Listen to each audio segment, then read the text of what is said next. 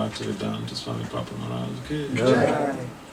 Jai Om Vishnu Pad Paramahamsa Paribhajapacharya Astotra Sata System of Divine Grace Srila Bhakti Siddhanta Saraswati Thakur Goswami Papa Jai Ananta Koti Vaishnavina Jai Namacharya Sri Haridasa Koti Jai Prem Se Kahao Sri Krishna Chaitanya Prabhu Nityananda Sri Advaita Gadadhara Sri Vasadi Se Gaura Bhaktivinoda Jai Sri Radha Krishna Gopal Gopinath Syama Kunda Radha Kunda Giri Govardhan Ki Jai Vrindavan Dham Ki Jai Samaya Panavadvik Dham Ki Jai Ganga Yamuna Maya Ki Jai Tulsi Devi Bhakti Devi Ki Jai Sama Veda Bhakti Vina Ki Jai Nitai Gaur Premanandi. All glories to the sum of devotees. All glories to the sum of devotees. All glories to the sum of devotees. All glories to Sisi Guru and Guranja.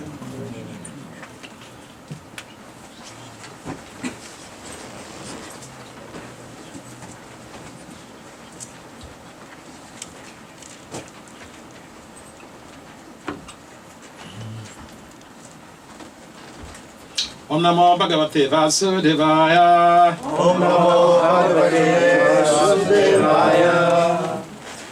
Om Namo Bhagavate Vasudevaya. Om Namo Bhagavate Vasudevaya. Om Namo Bhagavate Vasudevaya. Om Namo Bhagavate Vasudevaya. So Srimad Bhagavad-gita, chapter 16, text 8. This chapter is titled The Divine and Demoniac Natures. Text 8. Asatyante apratistante Asatyante apratistante Jagadahu Anishwaram Jagadahu Anishwaram Aparaspara Sambhutam Aparaspara Sambhutam Kim Anyat Kamahitukam Kim Anyat Kamahitukam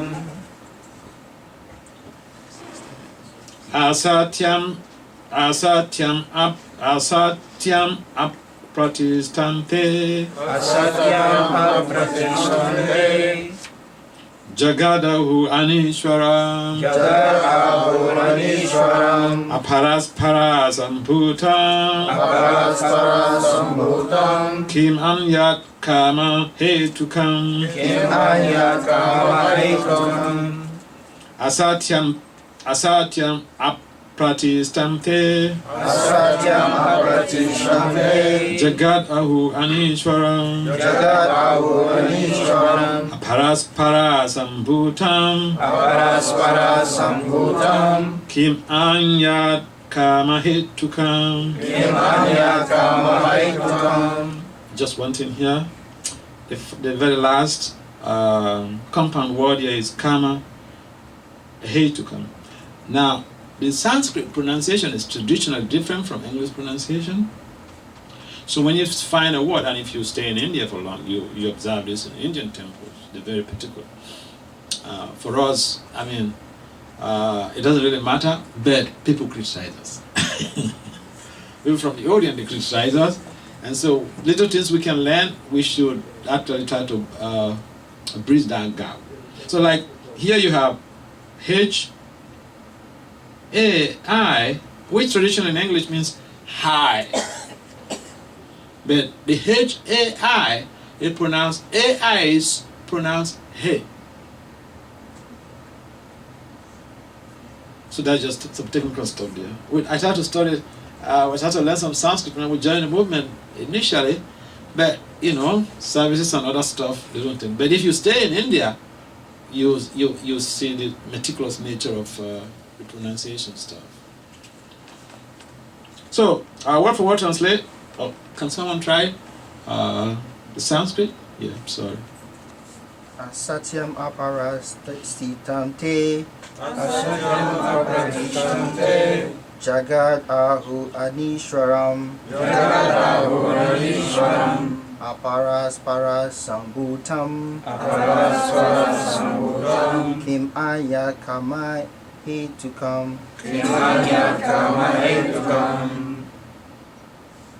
Asatyam apratishtamte Asatyam apratishtamte Jagat Aru Anisvaram Jagat Ahu Anishwaram Aparaspara Sambhutam Aparaspara Sambhutam Kemayat Kamahekutam Kim Anyat Kamahetukam.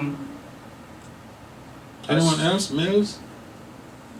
Asatyam apratishtamte Asatyam apratishtamte Jagadahur Anishwaram Jagat Ahu Anishwaram Aparaspara Sambhutam Aparaspara Sambhutam Kemanyat Kamahetukam. Kim Anyat Kamahetukam. Ladies?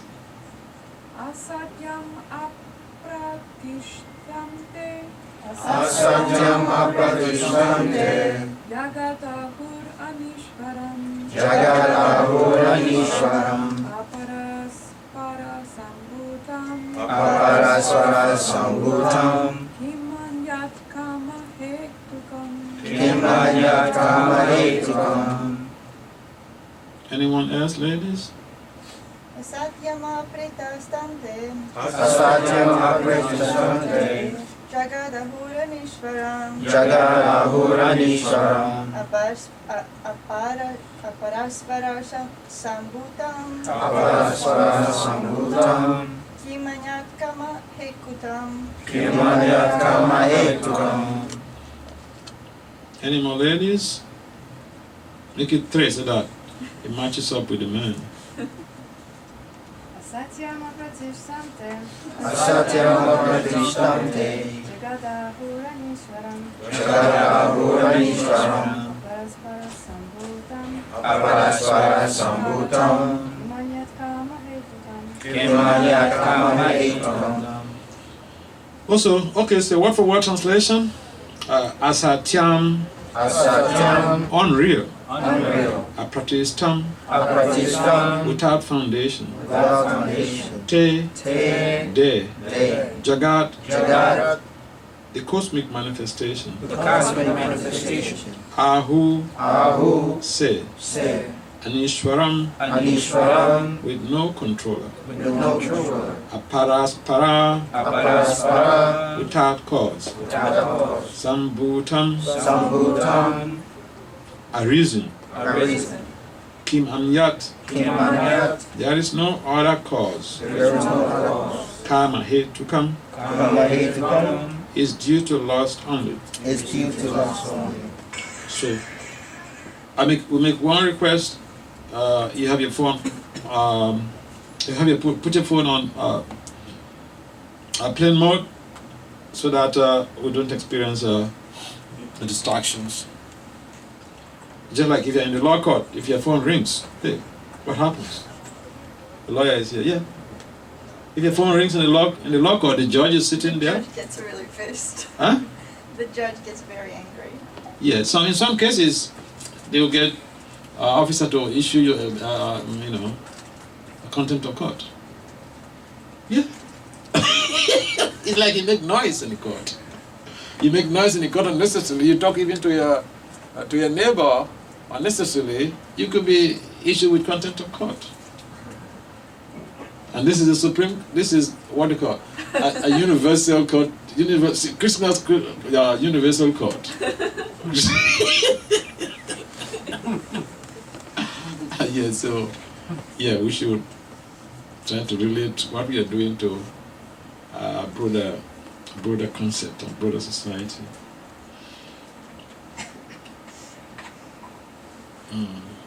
So what for what translation? They say that this world is unreal, with no foundation, no God in control. They say it is produced of sex desire and has no cause other than lust. Please kindly responsibly repeat. They say that this world is unreal. They say that this world is unreal. With no foundation. With no foundation. No God in control. No God in control. They say it is produced of sex desire. They say it is produced of sex desire. And has no cause other than lust. Has no cause other than lust. Interesting. Srila Prabhupada's purport. The demoniac conclude that the world is a phantasmagoria. There is no cause and effect, no controller, no purpose. Everything is unreal. They say that this cosmic manifestation arises due to chance, material actions and reactions. They do not think that the world was created by God for a certain purpose. They have their own theory that the world has come about in its own way and that there is no reason to believe that there is a God behind it. For them, there is no difference between spirit and matter. And they do not accept the Supreme Spirit.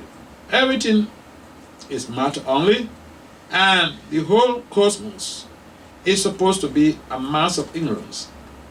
According to them, everything is void, and whatever manifestation exists is due to our ignorance in perception.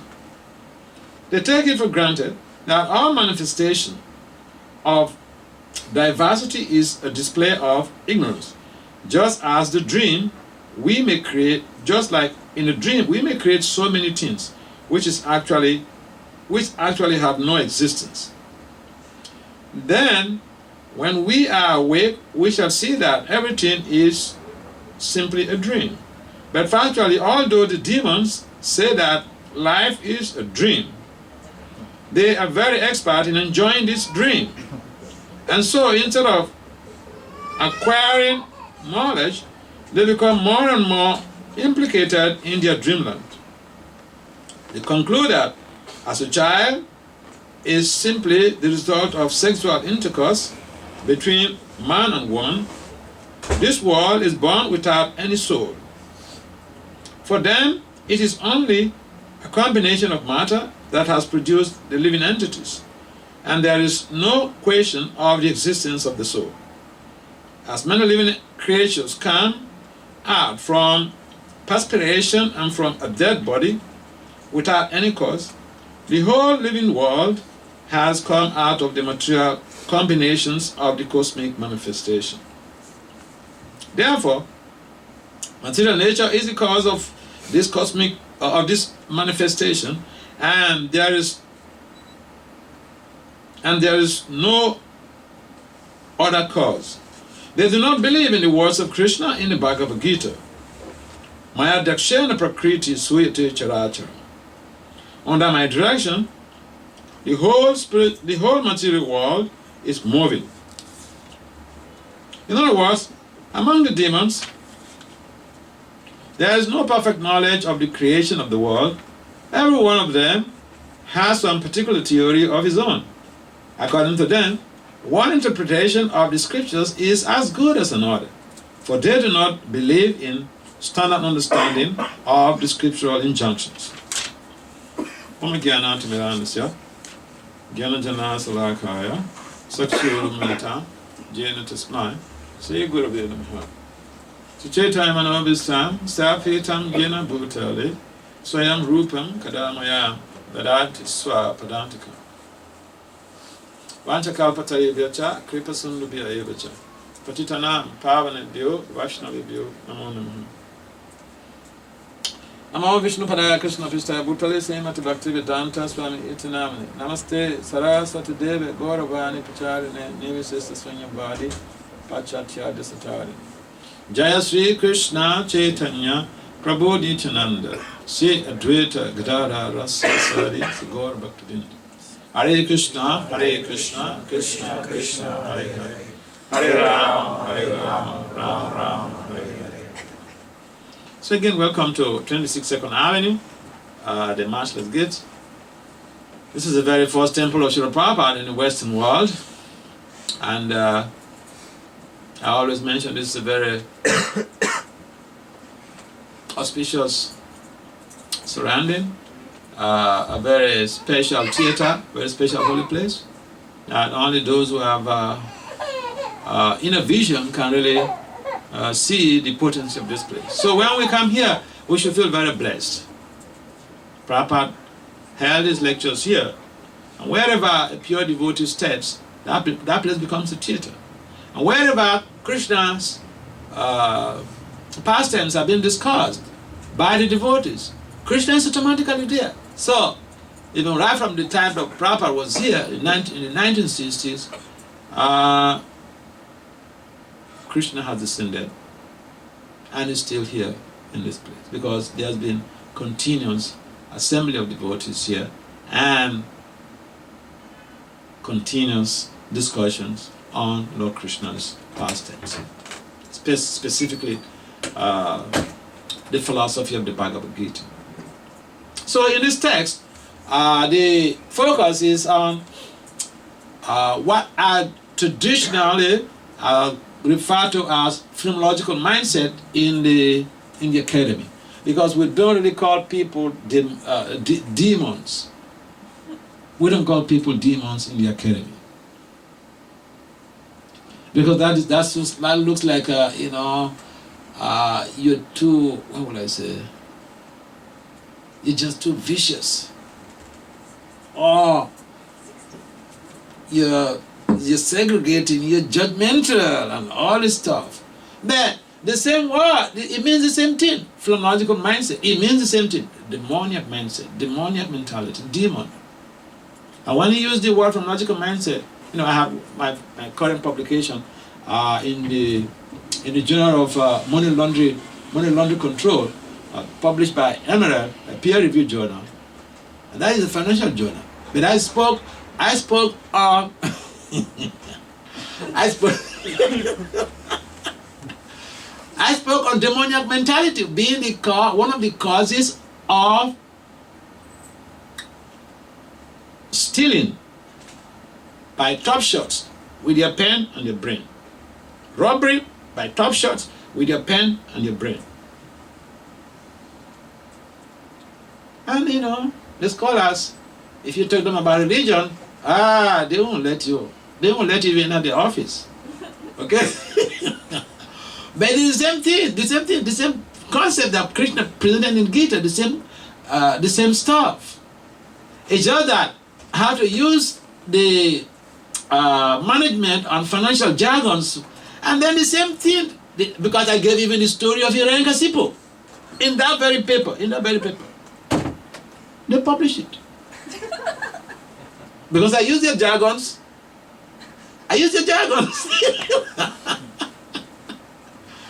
So, this is very important stuff because people in general, they don't seem to understand why the world is becoming more and more degraded. It is so easy to point accusing fingers to somebody at the top. We may say, oh, Trump is like this and like that. We are all small Trumps. Aren't we? We are small, minuscule Trumps. Isn't it? Maybe not that bad. That's why I said we are minuscule Trumps. So, bottom line is that this is why there is so much of this misunderstanding in this world and people being abusive of each other, especially the opposite sex abusing the opposite sex. Or these days, even I don't know the case with the gays, whether there's so much of abuse in their sex life. But every here and then you see cases of, heterosexuals abusing each other. Men abusing. In the beginning, they say, oh, I can't do anything without you. I mean, I dream of you all the time. And I don't have any sleep. Oh, it's just you. You're my deity. Worshipful deity. And the woman comes, they have some 2 or 3 kids. The breasts have lapped. It's a different story. Completely different story. Completely different story. The woman who was adorable now becomes an object of scorn and abuse. And if you say, get out from my house, you have to get out from here. You beg me to come and give you myself. After giving you myself, you enjoyed it. My breasts have lapped. Now, I'm an object of scorn. And I've seen so much of this stuff. So much. It's all over the place. Because people are thinking that this world, the purpose of this world is just meant for sex pleasure. So I can tell you all type of sweet things, bring you to myself, get you around, and I use you anyhow I like until, I get some kids with you, and then it's a different story. I've seen also cases where the man, they see another beautiful girl, the breast 90 degrees on the chest, and they zoom after that one. They drop the woman in the house with kids. They run after that. I know one lady, one day the husband just tuned into air. Good thing she was a professional. She catered for those children, schooled them. Some of them are graduated. So I'm not just talking about, Puranic stories. I'm talking about current issues. The very concept that dominates this verse is lust. And we are thinking that the lust is love. This is the problem. Misconstruement of the very concept of love. Misconstruement. That is the whole cause of the social problems in our society. That's the whole cause of the social problems. And a number of people, they can't even differentiate between love and lust. So Lord Krishna mentions here Jagadahu Anishwaram. The whole world is bewildered by this very concept. There is no God that exists. There is no controller. Everything is just based on a mechanistic culture. There is some accidents, there is some big bang or whatever, and the world just came by an accident, by an accident. And this result of this accident is so well organized. Have we ever seen an accident? The effect of an accident that produces such an organizational culture? Have we ever seen an accident? Accident only produces disaster. The effect of an accident is just disaster. And yet we are meant to believe that this world that is so well organized, the planetary system is so set up in such a way that, the planets are so big, they never hit each other. Boom! They're revolving around systematically. It's not, oh, this is going on by an accident. Okay, good for you. So, Prabhupada is mentioning here that this is just demoniac mindset. We want to kill God so that we are not responsible to anybody. If people have seen this, in the Orient, when Hindus went to live a life that is, so that no one points accusing fingers at them. He said, I'm not a Christian. Why? So that I can eat meat. I'm not a Hindu anymore, so don't check me.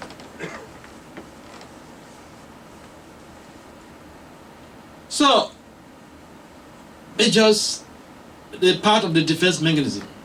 We are very prone to self-defense.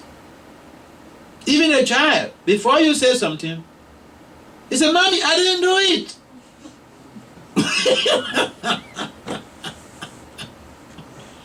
Defense, yeah.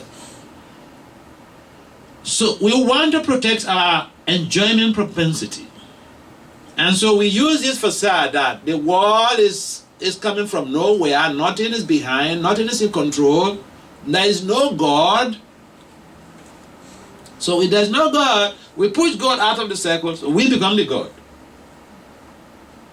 We become the object of worship. Worship me. Worship me. That's the whole thing. Pay obeisance unto me because there's no God. I'm the God, right? So this is our mindset. And we may say, well, I don't act like that.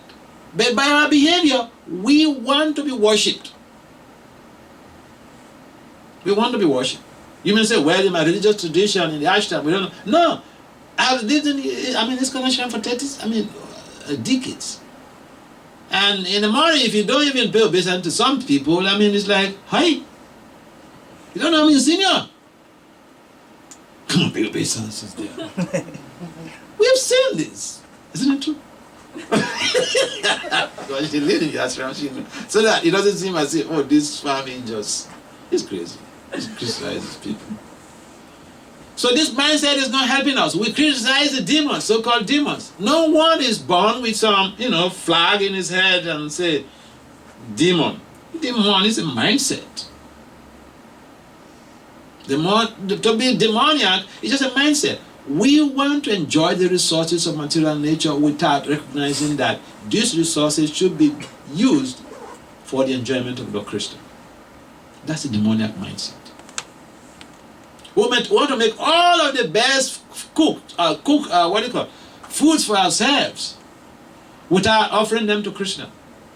So that's demoniac mindset. We want to enjoy separately from Krishna. Simple and short. That's called demoniac mindset. It's a phenomenological mindset. Forget about this other stuff of people trying to use women for enjoyment or women trying to use men for enjoyment.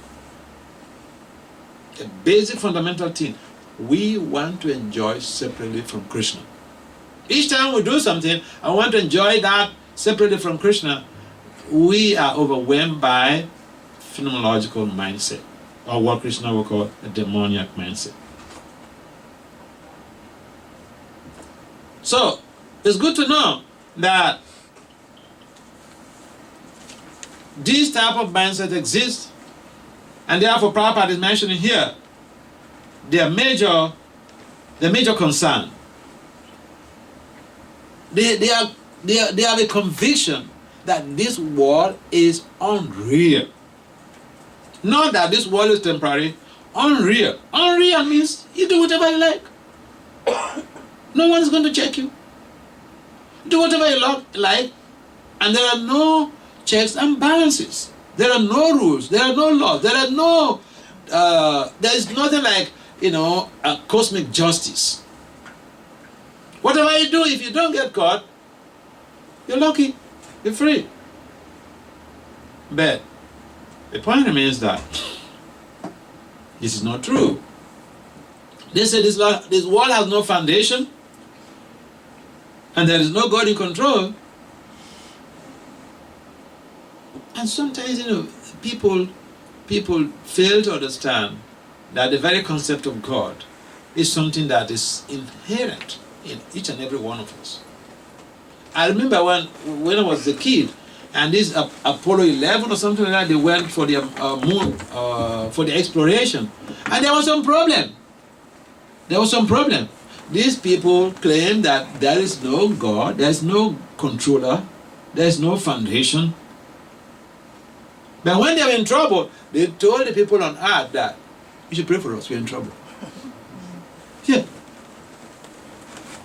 So, the bottom line is that when even we claim to be atheists, agnostics, or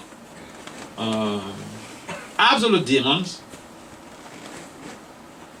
there is that inner part of us which enables us to understand that there is someone controlling me. I'm not beyond control.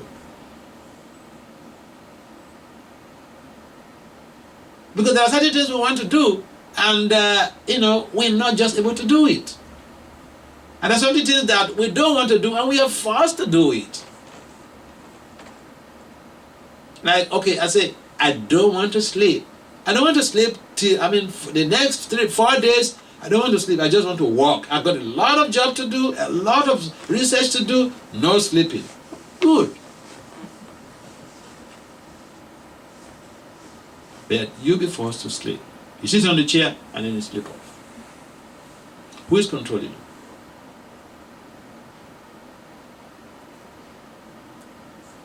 So, it's just a situation where people just think that they can get away with their own convictions without any consequences.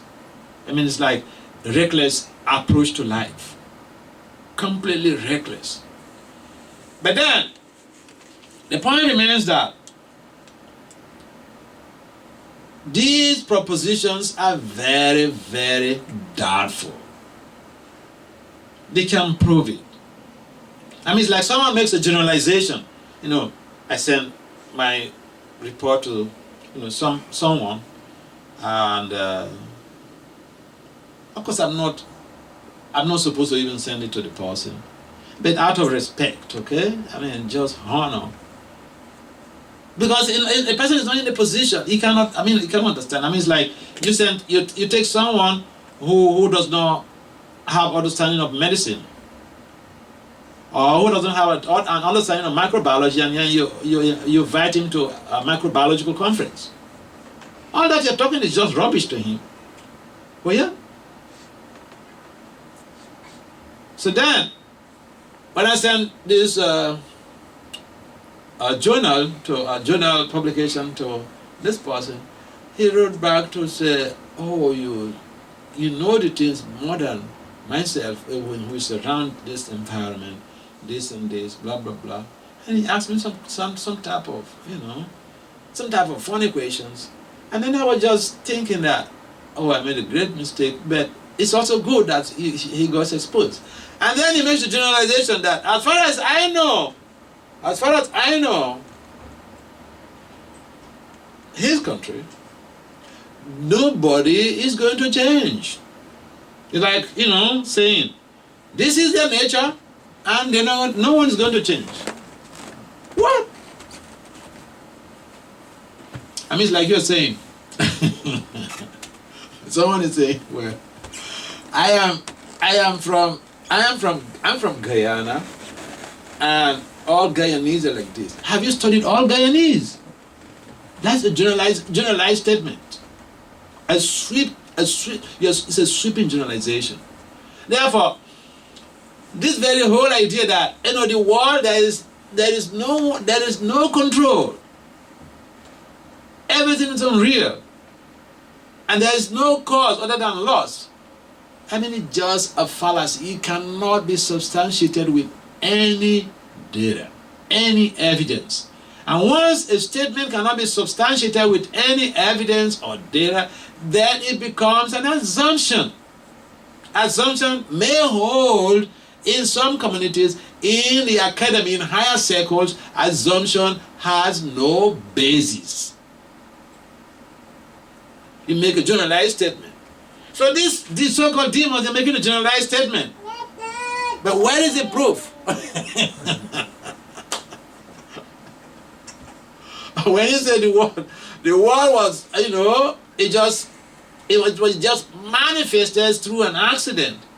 But logic tells us that accident does not produce any organized system. The world is an organized system. So it doesn't make any sense. It's just self-defeating statement. But then, people imbibe this idea because they want to rationalize the deviations from the cause of the absolute. They want to, if we want to rationalize our deviation, we will always have something to hold on to. If I don't want to give up meat eating, for instance, I have a good reason. This is my source of protein.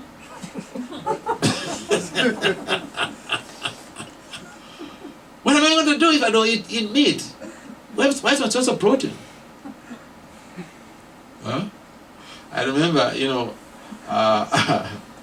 one girl at Columbia University. One time I went to Columbia University to give a talk, and then someone was telling me how one of the students, the senior student at that time, she was going to graduate, and then she likes our philosophy, and then he told this devotee that, look, your philosophy is very good, but I'm not going to give up sex life.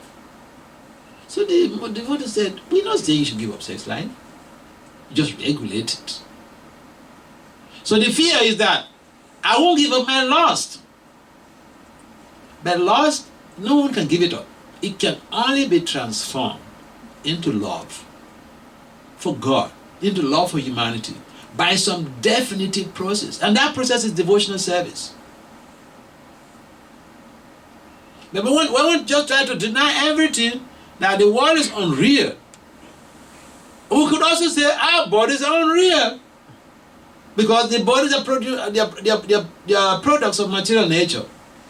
But is this only just a product of material nature? No. Material nature, part of material nature is there. But there is that spiritual nature also in these bodies. Who amongst us has not found a different world when they go to sleep sometimes? You could be lying down on your bed in New York and you find yourself in some other place. But that's not the physical body. There's something else. It's called the subtle body, which consists of mind, intelligence, and the ego, which are the carriers. These three elements are the carriers of the soul. They constitute the subtle body. And therefore, if we say the world is unreal, it's just, matter, then, why this different type of manifestations? The body is lying down there, and what's the difference between a living body and a dead body? Because all the elements are there, all the material elements are there. Earth, water, fire, air, ether, mind, all of those gross elements, 5 gross elements are still there. What is missing? You say the world is unreal. Are these bodies also unreal? And if the bodies are also unreal, why are we trying to enjoy these bodies?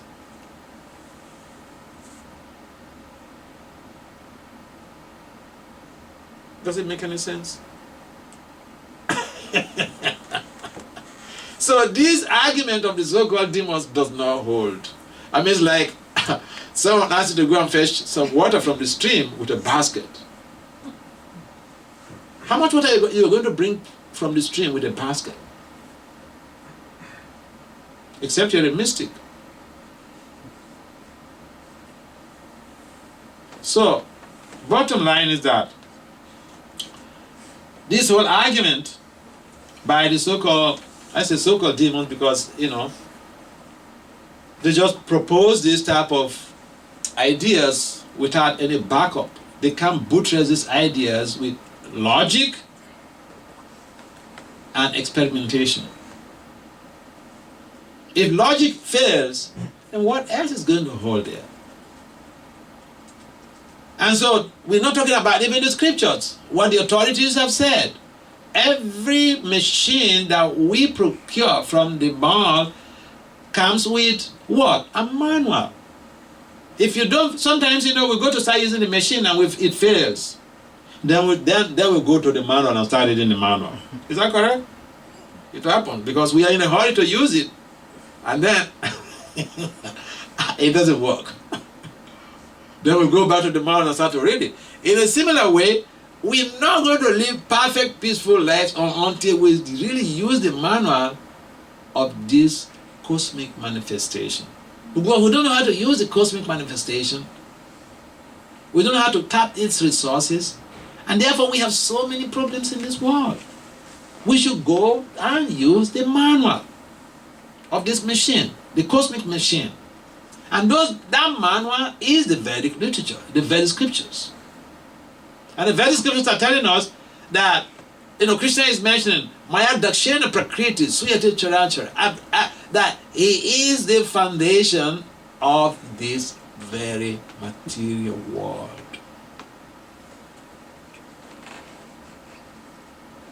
And again he mentioned that if we want to be peaceful, we should not take the position of the enjoyer. Bhuktaram Jagyatapasham Sarvaloka Maheshwar. Krishna is the controller of all of the universes, of all the planets.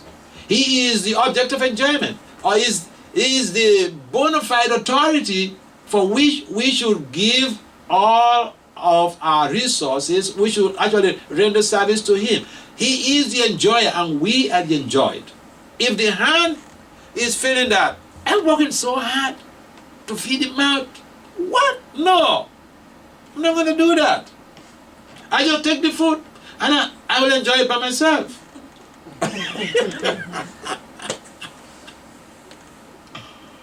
There will be a problem. The hand will face a problem and the whole body will suffer. Because the hand is not doing its job.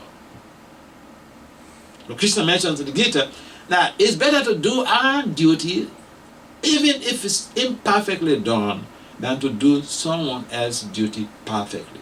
So the hand's duty is to take the food, put the morsel of food in the mouth. The mouth will do its job. Chew it, and then swallow it.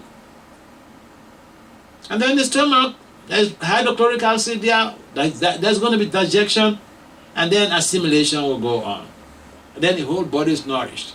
But if the hand just out of whatever, whether bias or whatever, ignorance or whatever, says, well, I'm not going to cooperate. I'll just eat it by myself. Because I'm the guy who is doing the main job. So this is the type of mindset that the big demons and then the small demons are having. What is the major characteristics of a demon? Yeah, Krishna mentions in the Gita. We think, the demon is thinking, I am the enjoyer. I am Bhogi. I am the enjoyer. But no, Krishna is the Bhuktaram Jagyatapasham. Krishna is the enjoyer of all sacrifice, not we. As soon as we deviate from that very concept, there's a problem. It's like the hand who wants to enjoy separately, so there's a problem. And therefore, it could be very difficult to, let people know about this basic concept that is denied in society, that is causing so much of disarray and issues, problems, and crises in society. And at least when people come to our temple, it's good to palatably share this very stuff, so that we know the foundation of our problems in this material world. We do imbibe a culture of trying to enjoy all of the resources, trying to exploit the resources of material nature. We have that mindset, either tacitly or overtly. The demons are very overt. But people in general, they're very tacit. But then the general principle, it has a running thread through the whole universe. And therefore, until we begin to think of the opposite aspect of this very mindset, it could be very difficult to arrive at a conclusive, a peaceful resolution of the issues that are plaguing the world. And therefore here, the very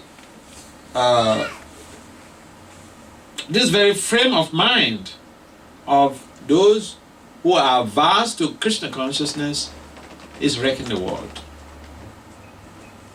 And therefore, until if someone builds a house, an engineer builds a house, we should recognize what he has done.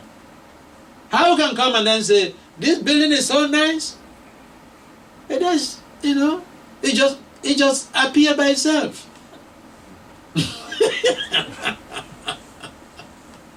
We see an airplane just, running at so fast. And we go to the airport and we see this airplane and we say, this is so nice. But it just became manifest. It's self-manifest. It's only Krishna's deity that can become self-manifest. Not elements of material nature. And so it is important for us to understand the fallacy and the weakness of this argument by the demons, so that we can help them out to be able to prepare for a sustainable future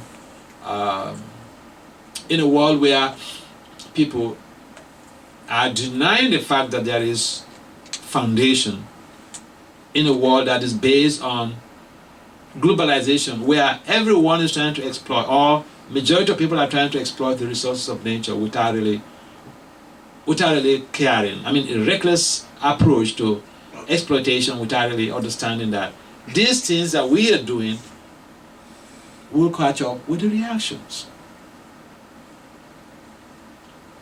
And so, they say that the world is unreal, with no foundation, no God in control. They say it is produced of sex desire and has no cause other than lust. No, in other words, go do your stuff. Anything your mind tells you, just do it. Go do it. This is the purpose of life. But it's not true. How many people have followed that type of lifestyle and later part of their life, they regret bitterly? Yeah. So we should call it a spade, but in a palatable way. We can't go to the street and tell people like this. But when we come together, we should share the information that will help us to be able to deepen our Krishna consciousness. But when we meet people out there, we have to be careful how we present a philosophy, because the philosophy could be very revolutionary and it could be very transformative if we put it in a proper perspective to be able to leverage society in a very helpful way. So Krishna has given us everything in this very book called the Bhagavad-gita. If we read this Bhagavad-gita and apply it in our everyday reality, we see we will have amazing changes, positive changes in our lives. But the world is just not based on lust, which of course is a misconstruement of the very term love. We need to understand what love is. And love, basically, according to General Bhishmadev, means reposing all of one's affection in a lovable object. We can't even love the resources of material nature and say we don't love genes. You can't love genes. Genes has no emotion. The term love has been misconstrued so much. I hear people use this, and yeah. Love means reposing all of one's affection in a lovable object. And that lovable object is Krishna. And because originally, when we enter into the cosmic manifestation, our original love for Krishna was transmuted or was transmogrified to lust by the contact of the mode of passion. This is the whole stuff. We come with all of the good intentions, but then there's a catalyst there called the mode of passion. Pew! Transmogrifies that love into lust. That's the beginning of our suffering. So except we begin to understand things from a broader perspective and from a deep spiritual insight, it could be very difficult to resolve our social issues, political issues, economic issues, and even spiritual issues. I had some comments, some questions on this place. Yes. Can you explain how lust is transformed into love by devotional service? By devotional service, yeah. Because just like we have devotional service is the greatest catalyst that again changes or transforms that lust into love for Krishna. Now when we engage in devotional service, it's like we put ourselves into fire. Whatever you put into the fire, it will get heated. Even iron, you put into the fire, it will at a very high temperature, iron will melt at a particular time. It's no longer going to be iron. So here we are, our whole consciousness is permeated with this, desire to enjoy our bodies. Sometimes it's just the immediate body, and sometimes extended. This is our consciousness. But when we engage this consciousness in serving Krishna, basically because Krishna is all pure, and devotional service is all pure, it transforms that lust into love. Just like when you put firewood into a heap of burning fire, that firewood is transformed, is changed into a dust particles of ashes. So devotional service is like a big spiritual fire. So when we dive into devotional service, basically we get transformed.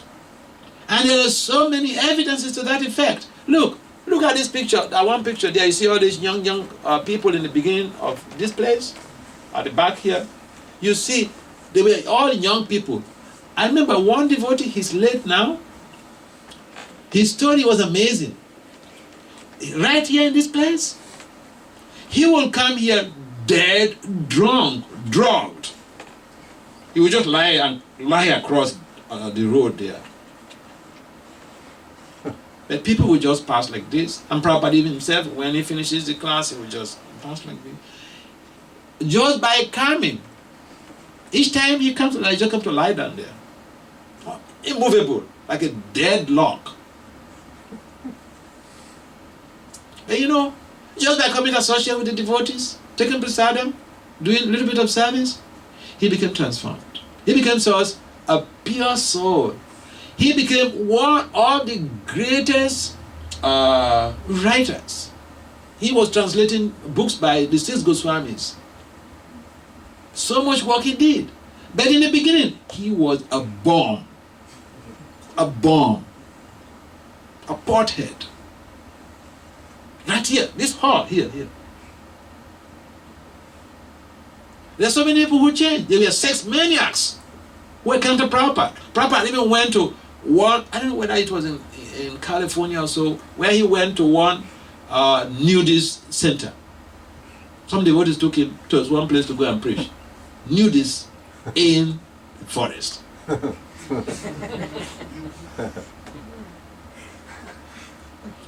Some, he ordered them to put on their clothes. They followed Prabhupada out. That's the power of the pure devotee. I'm not saying you should go to the new system and do it. I'll give you the practical example of how the devotional service is so powerful. The 5-hour devotional service is inestimable. So Prabhupada, by establishing the devotional culture and people participating in it, he changed hippies into happies. He changed potheads into sadhus. Look, a number of the Paramahamsas who are moving around the world on this planet, in ISKCON, a number of them are drug addicts. Oh yeah.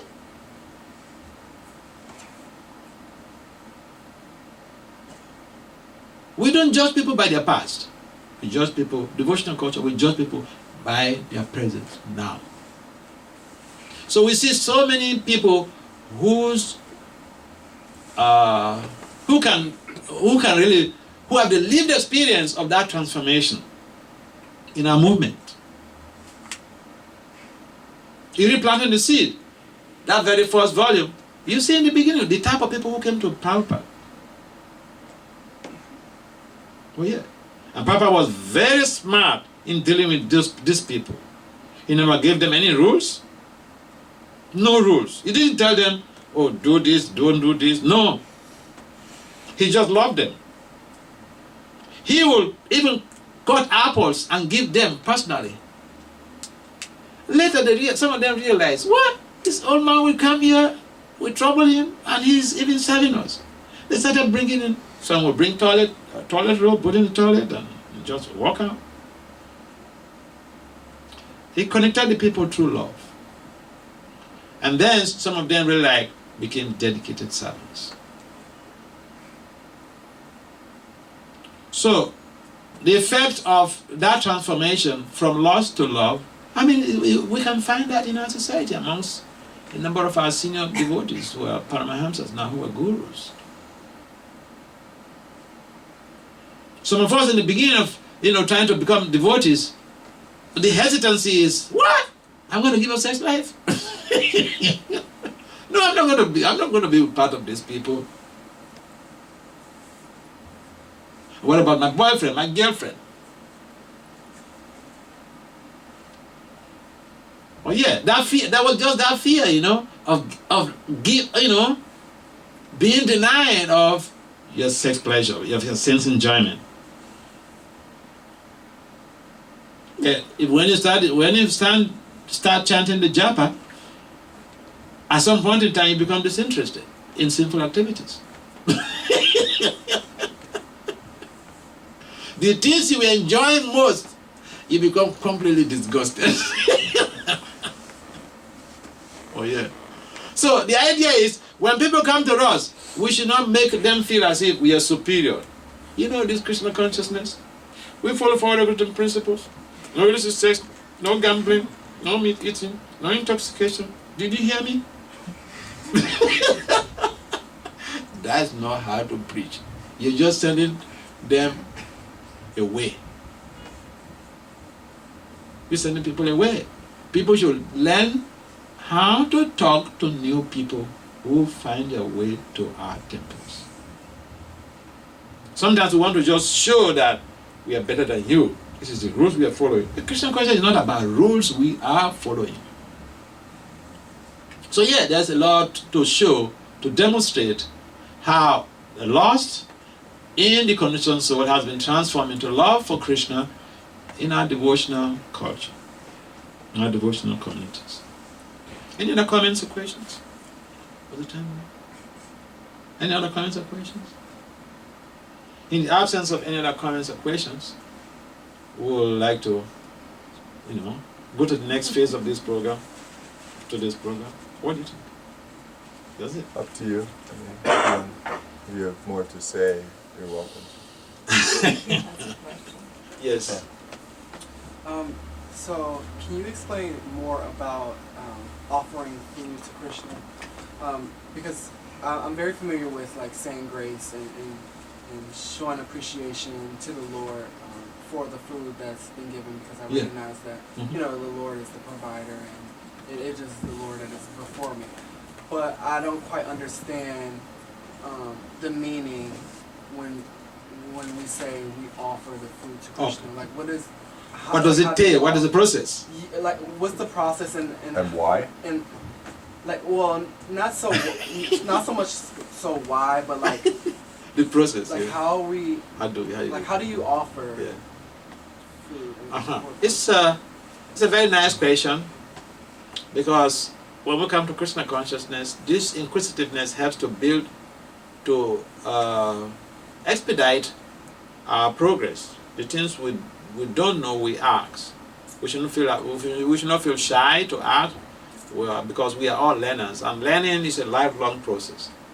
So basically, in our system, the food that we need to offer to God should be without, it should be fruits, vegetables, a vegan type of stuff, but we are lacto-vegetarians, so milk products would also be offered. And what you do is that you have a picture of the spiritual master, a picture of Panchatattva, depending on, what is available. When we come to Krishna consciousness, Prabhupada becomes automatically our guru. So we have a picture of Prabhupada, and we can offer our food. We put the food in a plate that we don't eat from. After cooking, when we are cooking, the ingredients we put salt and all the spices, but we wouldn't taste anything until we offer the food. Until when the food is cooked, then we put it in some plate, special plate that we have to get, whether it is paper plate, plastic plate, or silver or whatever, but no one should eat from it. So when you put the cooked food there, you put it before the picture of Prabhupada, and then you say Prabhupada's prayers, his pranams, Namo Vishnu Padaya Krishna Pistaya Bhutale Simati Bhakti Vasudeva Swami. You repeat that maybe 3 times or whatever. Those who have Panchatattva prayer picture, then you also recite Panchatattva prayers, and then you chant the Hare Krishna Maha Mantra any number of times you want to, and you leave that food there for like 10-15 minutes. Then later you go to remove it and turn it back into your pot, and that automatically becomes prasada. That's how it offers. There are other details, but primarily, in the initial stage, you don't need so much of details. Have Prabhupada's picture there, and say his prayers. If you have Panchatattva, say Panchatattva prayers also. You chant Hare Krishna, and you leave the food there for 10-15 minutes. Later you come and again say some prayer, chant Hare Krishna, and then with the understanding, you have provided this for me, and I'm offering it to you first. May you take it so that I can become purified from the remnants. So once you put what you offered into the pot or to the main stuff, that becomes prasada, the Lord's mercy. And when you're doing this, you see how you get the transformation, because it's like a play, but it's a good play that helps to stabilize your consciousness and raise your awareness of the fact that you have a connection with the higher being or with the Supreme Personality of God, Sri Krishna. Yeah, if you don't get that, you can miss some of the devotees here who have been coming here. Atma and his wife, they are the ones in charge of this place. You can see them. They will give you better detailed explanation of what you have to do about offering. It is important for our devotees who are serious to know these things so that they can practice at home instead of going to buy boga in the in any place. And let me tell you one thing: some people don't care, but here is the implication. We're not just trying to be vegetarians. We are trying to be Krishnatarians. And the reason why we need to be Krishnatarians is that we will, when we eat only what is offered to Krishna, that helps to expedite our purification, and we don't imbibe a sinful energy, a sinful culture. Because, especially with grains, the person who cooks the grains, his mentality goes into the grains. So if you are eating for somebody, we are eating food that is cooked by somebody, you should understand what you're doing. You are imbibing that person's mindset. So if it's somebody of a good mindset, good, you benefit. But if it's somebody who is just, jagadahu and Ishwaram stuff, lustful mindset, the lust also goes into the food. And then you eat it, and then you wonder, oh, but why is my mind so disturbed? I'm chanting all this while, why is my mind so disturbed? I don't even eat biscuits. I don't eat biscuits. Yeah. I remember one time when I was staying in upstate New York, and one of my mentees came to the house, and then he saw some things that someone bought for me, and he was so angry, he was so upset. He removed it, he went to throw it away. He said, "You can't eat this." I said, "Yes, no, I can't eat it." So there are some, some things that the guy bought from the mall, some vegetarian stuff. But we are not trying to just be vegetarians. If you even eat, some things that are vegetarian oriented, but it is not offered to Krishna, we still imbibe some sin. Krishna mentions in the Gita, anything that is not offered to him, definitely we eat sin. Definitely we eat sin. And so we increase the risk of mental perturbation, disturbances in the mind, by eating food that is not purified. None of that is not offered to Krishna. So that is the implication. When you have to go and just go into some restaurant and just eat some pizza because you're a vegetarian, good for you. But the implication is that you're imbibing the mentality of the cook also. So learn to do things by yourself. If you're serious in devotional service, learn to do things, learn to cook yourself in your house. So that when your friends even come who are not devotees, you give what you have offered to Krishna to them, you are really helping them without even preaching. But if you go and buy some pizza in a restaurant and come and give to your friends, because you're a vegetarian, good for you. But you're not really benefiting them so much, other than the fact that they're not eating meat. So do we want to hasten or speed up our process? Yes. So we should try to do things by ourselves so that we can offer what we are doing to Krishna, and that helps to speed up the process. Any other comments? Otherwise, we'll move on to the next stage. But yes, everything's okay? All right, so we'll stop there. Thank you very much for participating in Krishna consciousness.